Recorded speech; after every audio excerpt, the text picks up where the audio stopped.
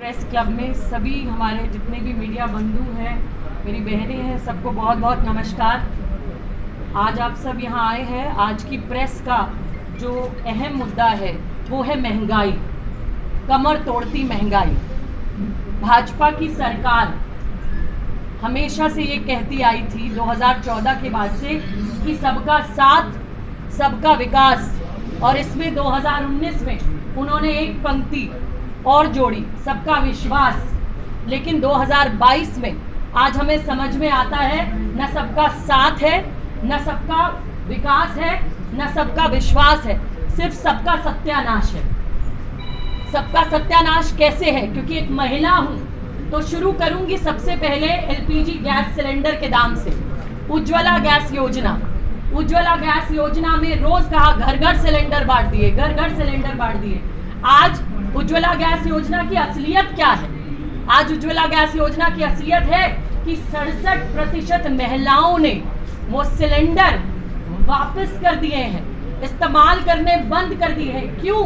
क्योंकि वो जो झुंझुना उन्होंने थमाया था हाथ में, बीजेपी सरकार ने एक झुंझुना थमाया था महिलाओं को उज्ज्वला गैस के नाम पे, युवाओं को, बेरोजगार युवाओं को हर साल 2 करोड़ नौकरियों के नाम पर ये जो झुंझुना थमाया था उनको, आपने देखिए क्या किया। महिलाएं आज फिर से चूल्हा जलाने पे मजबूर हो गई हैं, क्योंकि सिलेंडर का दाम जो कांग्रेस के राज में 2014 में 410 रुपए का सिलेंडर होता था, आज उसका दाम क्या है? 1053 से 1240 रुपए तक सिलेंडर मिल रहा है देश की महिलाओं को। तो एक बार सिलेंडर देके दोबारा भरवाने की हिम्मत नहीं है गरीब महिलाओं की। वो फिर से चूल्हा जलाने पे आमादा हो गई हैं, मजबूर हो गई हैं। क्या करें?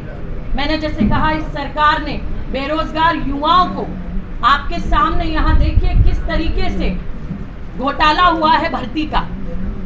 युवाओं को आपके, मैं यहाँ की बात करती हूँ, पूरे देश में तो बेरोजगारी का जो आलम है आप देख लीजिए, रोज जंतर मंतर पर प्रदर्शन होते।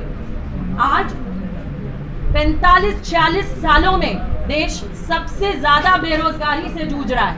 बेरोजगारी दर चरम पर है, युवा हाहाकार कर रहा है, जंतर मंतर पर प्रदर्शन करते हैं, युवाओं को लाठियां मिलती हैं, वो रोजगार मांगते हैं। मैगी का पैकेट मेरे लिए डांटती है, मुझे कहती है महंगाई है, पैसा नहीं है, आमदनी नहीं बढ़ी है। या तब आपकी आंख से आंसू नहीं आता प्रधानमंत्री जी, देश की उस छोटी सी बच्ची को विलाप करते देख, परेशान होते हुए एक 10-12 रुपए के मैगी के पैकेट के लिए, अपनी रबड़ पेंसिल कॉपी के लिए। आपने देश के बच्चों की पढ़ाई पर कि आप देखिए किस तरीके से उनकी कॉपी किताब तक के दाम आपने बढ़ा दिए। आज शिक्षा का बजट आपने घटा दिया। देश के किस तरीके से यहाँ आप देखिए कितना सैनिक हमारे देश की आर्मी पड़ी है, आपने सेना का बजट घटा दिया। आप देश को दे क्या रहे हैं? ना युवा को नौकरी दे रहे हैं, ना महिलाओं को एक सिलेंडर दे पा रहे हैं, ना राशन दे पा रहे हैं। आप क्या दे रहे हैं? आप पेट्रोल डीजल के दाम अगर बढ़ते हैं तो आप देखिए हर चीज का दाम, मैं कहती हूँ घर के खाने की चीजों का दाम तक बढ़ जाता है अगर पेट्रोल डीजल का दाम बढ़ता है। जब कांग्रेस की सरकार में क्रूड ऑयल इतना महंगा 150 रुपए प्रति बैरल, 150 के पार था, डॉलर प्रति बैरल, उस समय पर वो बोझ नहीं पड़ा, हमेशा से नियंत्रित रखा। पेट्रोल का दाम 60 रुपए, डीजल का दाम उससे भी कम, आज 100 के पार पर कर गया है ये आंकड़ा। आप जाइए, लेकिन आवाज कौन उठाएगा? आज जम्मू कश्मीर की इस मीडिया से, यहाँ प्रेस के बंधुओं से, भाइयों से, बहनों से मैं गुजारिश करना चाहती हूँ कि इस महंगाई से सिर्फ कांग्रेस पार्टी नहीं जूझ रही है। इस महंगाई से यहाँ बैठे हम लोगों के घर पर सिर्फ असर नहीं पड़ रहा है, एक एक व्यक्ति के घर पर असर पड़ रहा है, बच्चों की पढ़ाई पे असर पड़ रहा है, उनके दूध पर असर पड़ रहा है। क्या आप इत्तेफाक नहीं रखते इस बात से? क्या दूध के दाम जो बढ़े हैं अभी, क्या आप लोगों के घर के बजट नहीं बिगाड़ते? सिर्फ कांग्रेस के लोगों के घर बिगाड़ते हैं?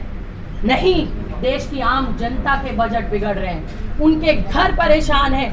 आज आमदनी नहीं बढ़ रही है, इसलिए राहुल गांधी जी ने उद्घोष किया है कि 4 सितंबर को दिल्ली के रामलीला मैदान में एक बड़ी रैली कांग्रेस करने वाली है। राहुल गांधी जी पूरे देश की पीड़ा को समझते हुए आम जन की आवाज उठा रहे हैं, आपके घर की बात कर रहे हैं, आपके बढ़ते हुए आटा, दाल, चावल, दूध, दही, सब्जी, फल। आप सब्जी नहीं खरीद सकता, दाल नहीं खरीद सकता व्यक्ति, आप फल तो भूल जाइए। तो सीधा सीधा आप देखिए सरकार कहकर क्या आई थी और दे क्या रही। ये दे रही है आपको यही झुंझुना दे रही है। हर बार इस झुंझुने को आपको देती है, हर 2019 में आई कि आपको न जाने क्या क्या देंगे, और दे क्या रही है। कमर तोड़ महंगाई, कोरोना की मार मैं नहीं मानती देश के किसी घर ने नहीं झेली हो। अगर आपने नहीं झेली, आपके दोस्त रिश्तेदारों ने झेली है। सड़कों पर लोग मरे हुए थे, ऑक्सीजन सिलेंडर नहीं मिल रहे थे। मुझे भी याद है जम्मू के लिए लोगों ने मुझे फोन किए, मैंने यहाँ के लोगों के लिए भी फोन किया। पूरे देश में अगर कोई काम कर रहा था तो कांग्रेस का संगठन काम कर रहा था। लगातार लोगों के घर ऑक्सीजन, दवाई, आम जनता काम कर रही थी, लेकिन ये सरकार गायब थी। आप ढूंढ नहीं पा रहे थे इनके जनप्रतिनिधियों को। लगातार कांग्रेस का लक्ष्य है हर व्यक्ति की बात को सुनकर आम जन के लिए काम करना। इसीलिए लगातार कांग्रेस ये कहती आ रही है कि आप देखिए, साथ दीजिए। आपकी लड़ाई लड़ रही है कांग्रेस, आपके घर की बात कर रही है कांग्रेस, साथ दीजिए। आइए जुड़ते हैं 4 सितंबर को इस महंगाई के खिलाफ हल्ला बोल रैली में।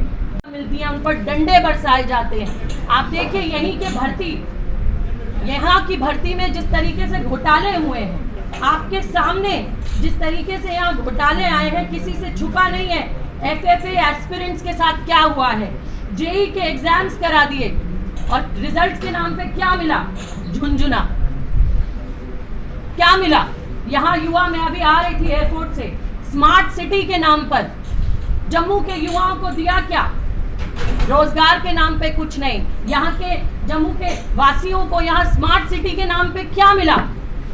स्मार्ट सिटी के नाम पर एक बारिश में जिस तरीके से यहाँ का विकास, स्मार्ट सिटी बहकर एक एक जम्मू वासी के घर में घुस जाती है, आपने देखा होगा।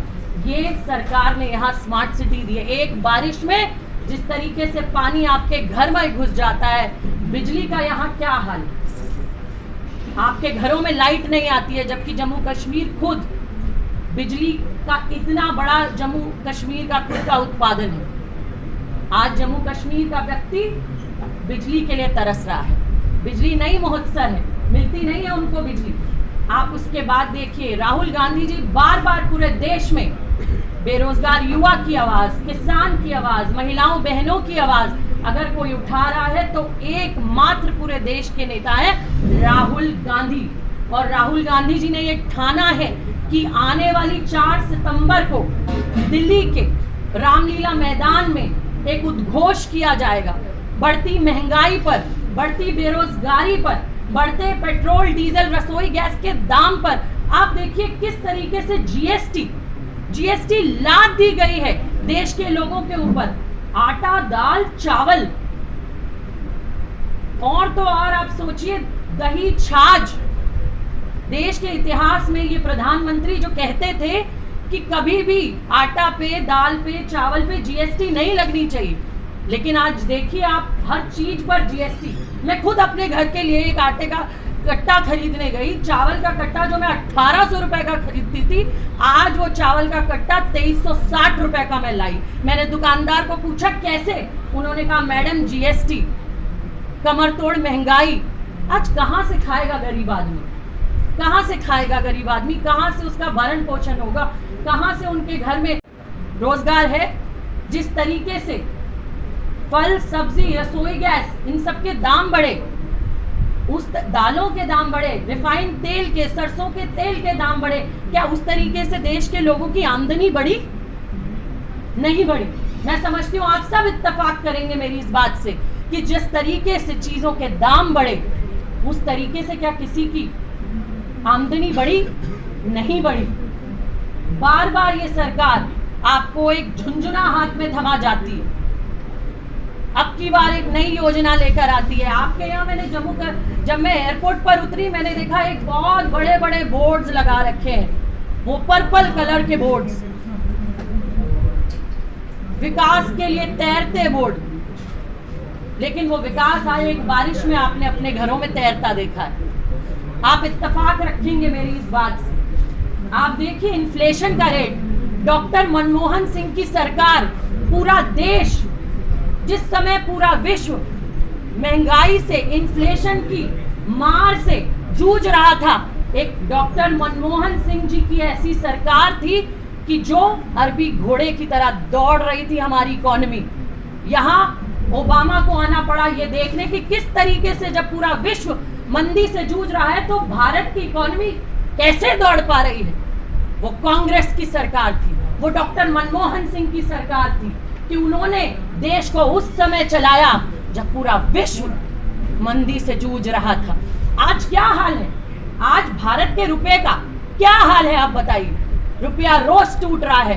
प्रधानमंत्री जी कहा करते थे कि जब रुपया गिरता है तो देश की दिल्ली की कुर्सी की शाख गिरती है। मैं यहाँ से जम्मू कश्मीर की मीडिया के माध्यम से पूछना चाहती हूँ प्रधानमंत्री जी, क्या आज देश की शाख नहीं गिरती? क्या आज आपकी आंख से वो पानी नहीं गिरता जब आप देखते हैं किसानों को आत्महत्या करते हुए, जब आप देखते हैं बेरोजगारी से घर में आटा दाल रोटी ना आने के कारण लोगों को आत्महत्या करते हुए, जब आपकी आंख से आंसू नहीं निकलता प्रधानमंत्री जी, जब एक छोटी सी बच्ची आपको पत्र लिखती है और कहती है मैं मैगी नहीं खा सकती, मैं एक पेंसिल रबर नहीं खरीद सकती। क्यों? क्योंकि माँ डांटती है, माँ थप्पड़ मारती है, पैसा नहीं है।